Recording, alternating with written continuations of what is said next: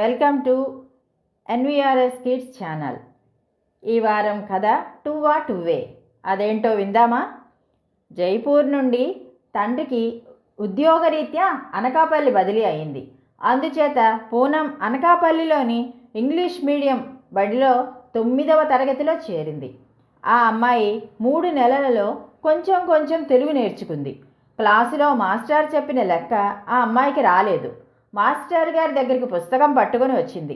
Master ఆమెకి తప్పు ఎక్కడ ఉందో చూపి సరైన జవాబు రాబట్టడం కోసం పుస్తకంలో చేసి చూపుతున్నారు.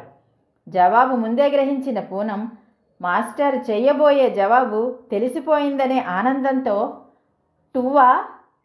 ఆమె జవాబుకు నవ్వు ఆపుకుంటూ మాస్టారు టువ్వే అన్నారు. ఈ మాటలు విన్న పిల్లలంతా గొల్లున నవ్వారు. అసలు విషయం ఏమిటంటే ఈ లెక్కకు 2 జవాబు. దీనికి తెలుగును జోడించి ఆ అని మనం అంటాము కదా. ఇలాగ అనబోయి పూనం టువ్వా అన్నది. ఇది విని నవ్వు పుట్టుకొచ్చిన మాస్టారు టువ్వే అన్నారు. ఆనాటి నుండి స్నేహితురాళ్ళు ఆమెని టువ్వా అని ఆట పట్టించారు కొంతకాలం.